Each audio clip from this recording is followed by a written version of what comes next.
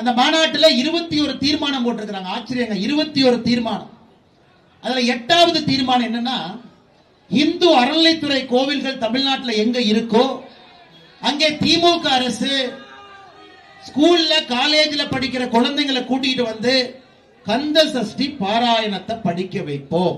8வது தீர்மானம். பழனியில திராவிட முன்னேற்ற கழக அரசு முருகர் மாநாட்டில் போட்ட தீர்மானம். ஆகஸ்ட் 2024 பிறகு இன்னைக்கு ஒரு ஆண்டு முழுமையாக முடிந்திருக்கிறது.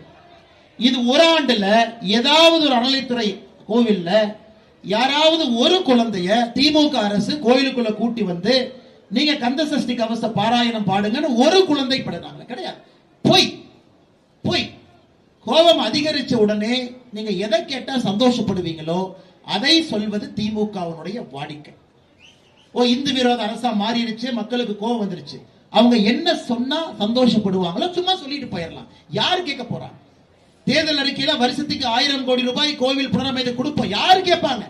4 ஆண்டுகள்ல 4000 ரூபாய் செலவு செய்திருக்கணும், 155 கோடி ரூபாய் தான் செலவு செஞ்சிருக்கோம். யார் கேட்க போறாங்க? அதனால இந்த ஒரு ஆண்டு காலம் முழுவதுமே தேர்தல் வருவதற்கு முன்பு திராவிட முன்னேற்ற கழக அரசு இது போன்ற கவர்ச்சிகரமான பல விஷயங்களை சொல்ல போறாங்க. நீங்கள் அதை நம்ப கூடாது என்பதற்காக முதல்லயே இப்பவே உங்களுக்கு சொல்லிட்டேன், தயவு செஞ்சு நீங்க அதை நம்பாது.